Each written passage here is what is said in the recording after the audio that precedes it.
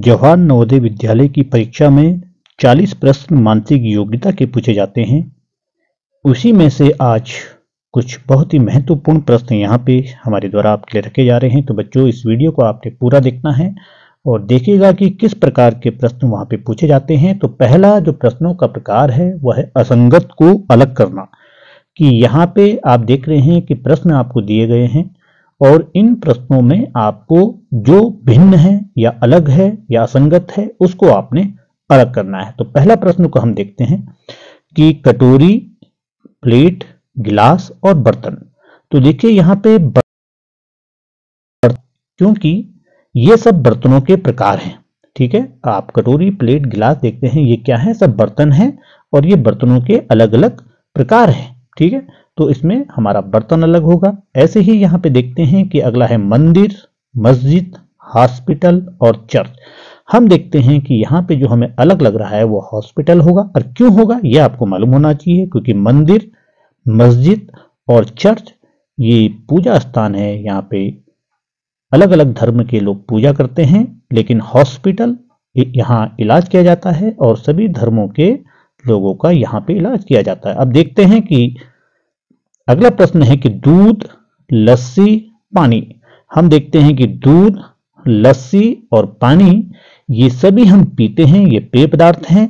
और पेट्रोल होता तो द्रव्य है, लेकिन ये पिया नहीं जाता है, ये गाड़ियों के ईंधन के काम आता है। इसलिए सी वाला ऑप्शन इसमें अलग होगा। देखिएगा कार, ट्रेन, स्कूटर, बाइक। अब यहां पे आपको देख के लगेगा कि कार भी सड़क पे चलती है, स्कूटर भी सड़क पे चलता है, बाइक भी सड़क चलती है, लेकिन ट्रेन आपकी पटरी पे चलती है। इसके लिए अलग से लाइन बिछी होती है, ठीक है। अगला देखिएगा विषय गणित, हिंदी, अंग्रेजी। अब देखिए गणित, हिंदी और अंग्रेजी ये सब क्या है, अलग अलग विषय हैं। तो इसलिए हमारा ए वाला ऑप्शन इसमें अलग होगा। अब चलते हैं अगले प्रश्नों की ओर। देखिएगा कुछ प्रश्न ऐसे ही और आपके लिए रखे गए हैं और ये पूछे अवश्य जाते हैं। अब देखिए किताब, साइकिल, इरेजर और पेंसिल। तो यहां पे आप देखते हैं कि किताब, इरेजर और पेंसिल ये हमारी स्टेशनरी है, जबकि साइकिल चलाने के काम आती है। अगला आप देख रहे हैं अगला प्रश्न, तोता, पक्षी, कोयल और कौवा। देखिए जिस प्रकार से पहला उदाहरण आपके लिए, पहला प्रश्न आपके लिए था, इसी प्रकार से तोता, कोयल, कौवा ये सब क्या है, पक्षी हैं। इसलिए इसमें जो अलग होगा, भिन्न होगा, वो क्या होगा, पक्षी। देखिएगा कबड्डी, क्रिकेट, कुश्ती, लूडो ये सब खेल हैं, लेकिन लूडो इसमें से अपने आप में अलग है, क्योंकि लूडो एक अंदर, जिसे क्योंकि इंडोर गेम कहते हैं, और बाकी कबड्डी, क्रिकेट, कुश्ती ये सब आउटडोर गेम है। अगला देखते हैं जूते, जुराब, सैंडल, दस्ताने। ठीक है बच्चों, अब हम यहां पे देखेंगे कि जूते, जुराब और सैंडल ये सब पैरों में पहने जाते हैं और दस्ताने आपके हाथ में पहने जाते हैं। तो इसलिए डी वाला ऑप्शन इसमें अलग होगा। अब देखते हैं सफेद, लाल रंग और गुलाबी। ये गुलाबी है, पूरा आपको नहीं दिखाई दे रहा है। तो ये सब क्या है, रंगों के प्रकार हैं। सफेद, लाल, गुलाबी ये रंगों के प्रकार हैं और रंग अलग इसमें होगा। सी वाला ऑप्शन इसमें अलग होगा। तो इसलिए आपको बड़े सावधानी पूर्वक ध्यान से आपको समझना है और फिर अपनी ओएमआर शीट में सही उत्तरों को आपने भरना है। अगले जो 5 प्रकार के प्रश्न, 5 प्रश्न आपसे पूछे जाएंगे, वो पूछे जाएंगे आकृति का मिलान करना, कि समान आकृति का आपने मिलान करना है। जैसे कि यहाँ पे आप देख रहे हैं कि एक आकृति आपको दी गई है और इसी की समान आकृतियों को आपने दिए गए ऑप्शनों में से ढूंढना है। तो चलिए प्रश्नों को सॉल्व करते हैं, देखते हैं। देखिए यहां पे इस प्रकार की आकृति को हमने ढूंढना है कि इन चारों में से कौन सी आकृति है। तो हम देखते हैं कि इस प्रकार की आकृति हमें बी वाली दिखाई दे रही है और बाकी सारी आकृति इसमें से अलग है। तो इसलिए समान आकृति को आपने चुनना है। देखिए बहुत सरल होता है, लेकिन कई बच्चे अगर सावधानी से कार्य नहीं करते हैं तो वो इन प्रश्नों को भी गलत कर देते हैं। तो आपको एक एक करके इसमें मिलाना होता है, ऐसे नहीं कि ये इसको आप बिना देख के, सबसे पहले आपको ये वाला खाना इसमें देखना है कि ये किसमें है। देखिए इसमें नहीं है, ये खाना इसमें नहीं है तो ये क्रॉस हो गया। इसमें है, इसको अभी आप छोड़ दीजिए। इसमें भी ये आपको नहीं दिखाई दे रहा है और इस डी वाली आकृति में भी नहीं दिखाई दे रहा है, तो बी वाला ऑप्शन आपका इसमें बिल्कुल सही होगा। अगले प्रश्न को देखिए कि सबसे पहले आपको करना क्या है कि इसमें देखना है कि इस आकृति को बड़े ध्यान से आपको देखना है और फिर सबसे पहले आप देखते हैं कि हमें ये वाला जो हमको दिख रहा है इसी पोर्शन को हम मिलाते हैं, पूरा एक साथ नहीं मिलाएंगे। तो सबसे पहले हम इसको मिलाते हैं कि यह आकृति हमें किस में दिखाई दे रही है। देखिए ये आकृति हमें इसमें दिखाई दे रही है और बाकी आप देख रहे हैं कि इसमें यह आकृति नहीं दिखाई दे रही है, इसमें नहीं दिखाई दे रही है और इसमें नहीं दिखाई दे रही है। तो आपका ए वाला उत्तर इसका होगा। देखिएगा अगला प्रश्न को देखिएगा कि दो लाइन इसमें सीधी इधर को खींची गई है। तो इसमें आपको दो लाइन दिख रही है, इसमें दो लाइन नहीं दिख रही है, इसमें दो लाइन नहीं दिख रही है, इसमें नहीं दिख रही है। तो ये आपके गलत होंगे और सही वाला उत्तर जो आपका लगता है वो है आपका ए। बहुत ही सरल है लेकिन अधिकांश बच्चे इन प्रश्नों को भी गलत कर देते हैं। अब देखते हैं कि यहां पे हमें दिख रहा है कि एक लाइन, दो लाइन और तीन लाइन। चलो इसको भी आप लाइन में गिन लीजिए, 4 और ये आपकी 5 लाइन। तो हम गिन लेते हैं 1 2 3 4 5, बिल्कुल सही है। 1 2 3 4, इसमें 4 है, गलत। ये खड़ी लाइन है लेकिन ये पड़ी लाइन है तो ये गलत, ये भी पड़ी लाइन है तो गलत। तो ए वाला ऑप्शन इसमें आपका सही होगा। तो इसलिए एक एक करके आपको आकृतियों का मिलान करना है। अब देखते हैं बच्चों अगला वाला हमें कैसी आकृति दिखाई दे रही है कि पहले हमें एक वर्ग दिखाई दे रहा है, ठीक है, और फिर इसके अंदर एक वर्ग बना हुआ दिखाई दे रहा है। तो सबसे पहले आप इस आकृति को बड़े ध्यान से देखिएगा। तो देखिएगा ये आपको थोड़ा तिरछा दिखाई दे रहा है, ठीक है। तो ये आपको लगभग थोड़ा सा दिखाई दे रहा है, ठीक है, इसको आप मान लेते हैं। अब ये वाला आकृति ये भी आपको दिखाई दे रहा है तिरछा, और ये वाली आकृति देखते हैं बिल्कुल आपकी, क्योंकि ये यहां पे है, ठीक है। तो ये वाला लाइन आपका इसका गलत है, तो ये आकृति तो गलत हो गई। और ये बिल्कुल आपके क्रॉस में आ रहे हैं तो ये भी आपकी गलत हो गई। तो दो उत्तर तो आपके गलत हो गए। अब हम देखते हैं कि इन दोनों में कौन सी आकृति हमें सेम लग रही है। तो देखिएगा बच्चों कि सबसे पहले आपको देखना है कि ये वाली लाइन आपकी यहां से है और इसमें ये वाली लाइन यहां से है, और तो आप देखते हैं कि ये वाला उत्तर भी आपका गलत हो गया। अब देखते हैं सही उत्तर की ओर कि ये हमारा यहां से गया है, बिल्कुल सही, और ये लाइन हमारी यहां से गई है। तो इसका बी वाला ऑप्शन आपका सही होगा। तो जल्दीबाजी आपको बिल्कुल भी नहीं करनी है, पहले प्रश्न को बड़े ध्यान से आपने देखना है और फिर उसके बाद अपनी ओएमआर शीट में इसको भरना है। अगला आप देखते हैं कि देखिए ये आकृति थोड़ी इसमें ज्यादा चित्र बने हुए हैं, तो आपको बड़े ध्यान से देखना। सबसे पहले आप इसमें देखिएगा कि एक त्रिभुज आपको ऊपर की ओर को दिखाई दे रहा है। तो क्या आपको इस ए वाले में दिखाई दे रहा है? तो आप देखते हैं कि ए वाले में आपको एक त्रिभुज दिखाई तो दे रहा है लेकिन ये छोटा दिखाई दे रहा है, जबकि यहां क्या है, बड़ा त्रिभुज है। तो ये ऑप्शन आपका गलत हो गया। इसमें आपको त्रिभुज नहीं दिखाई दे रहा है तो ये ऑप्शन भी गलत हो गया। इसमें भी त्रिभुज आपको नहीं दिखाई दे रहा है तो गलत हो गया। और इसमें आपको त्रिभुज, ये आपको त्रिभुज दिखाई दे रहा है। अब हम चलेंगे अगली आकृति की ओर, देखते हैं कि अगली आकृति कौन सी होगी। ये देखिएगा, ये एक त्रिभुज ऐसे बना है और ये एक सीधी लाइन है। तो ये त्रिभुज ऐसे बना है और एक लाइन सीध है। तो हमारा इस प्रश्न में डी वाली आकृति बिल्कुल सही होती है और बाकी सभी आकृति हमारी इसमें गलत होगी। अब देखते हैं प्रश्न नंबर 7 को देखिएगा।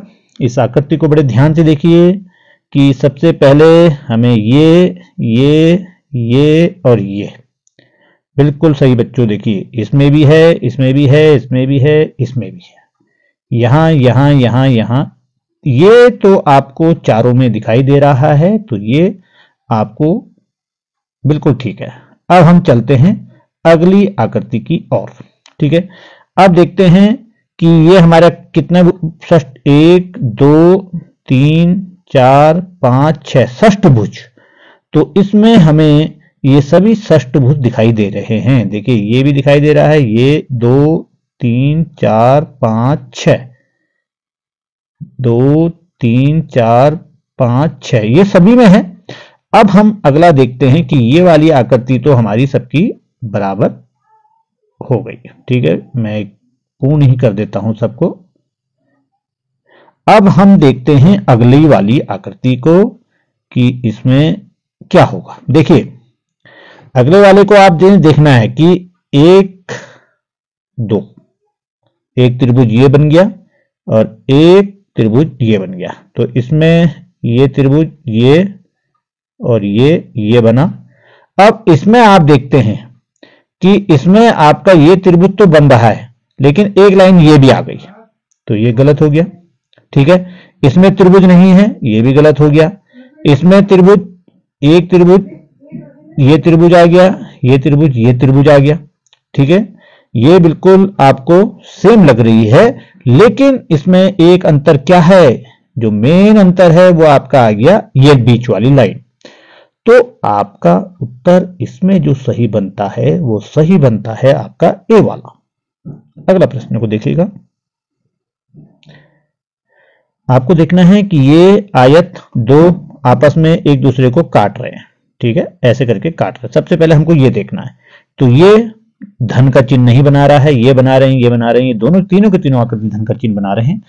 अब इसमें देखना है कि हमारे जो ये वाला है, ये वाली जो है, इसमें 3 बिंदु अंदर हमारे काले हैं। तो इसमें देखते हैं कि 3 बिंदु केवल आपको सी वाले में काले दिख रहे हैं, और उसके साथ फिर आपको ये 2 बिंदु भी देखने हैं। ये 2 बिंदु खाली हैं, तो ये भी बिल्कुल खाली दिख रहे हैं। तो सी आकृति आपकी सही है, बाकी हमारी ए, बी और डी उत्तर इसका गलत होगा। प्रश्न 9 को देखिएगा। सबसे पहले आपको देखना है कि आपको 2 आपस में धन का निशान दिख रहा है, और फिर इसमें आपको एक तीर, क्योंकि मैं एक एक करके बता रहा हूं, ये आपको दिख रहा है। तो प्लस का निशान तो आपको इन तीनों आकृतियों में दिख रहा है। अब देखना है आपको तीर। देखिए तीर इसमें है, इसमें नहीं है, तो ये तो अलग हो गया। इसमें है, ठीक है, और इसमें भी तीर आपका इधर को नहीं है, तो ये भी गलत हो गया, और इसमें भी है।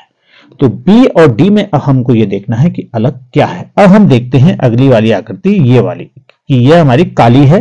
ठीक है, तो देखिएगा यहां पे ये आकृति इसके जैसे नहीं है, तो डी वाला उत्तर आपको बिल्कुल इसका सही लगता है। अगर आप दी गई आकृतियों को एक एक करके मिलाएंगे तो आप देखेंगे कि पूरी आकृति आपकी सही हो रही है। तो आपको इसको भी मिलाना है, इसे भी देखना है, इसे भी देखना है, और इसे भी देखना है।